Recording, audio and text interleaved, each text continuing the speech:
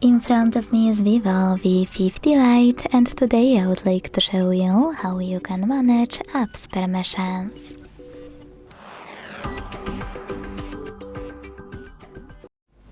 Begin by opening Settings. Then scroll down to click on Security and Privacy. Now you need to scroll all the way down to click on Permission Manager and select any feature you wish to manage, like for example location. Then tap on any app you wish to manage. Let's go with Booking.com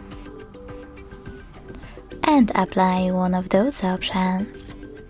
Allow only while using the app, ask every time, or don't allow. Whatever you decided, when you're ready, go back. As you can see, after that, Booking.com gained access to my device's location when I'm using this app. But you can always select any feature, click on an app you wish to manage and scroll all the way down instead.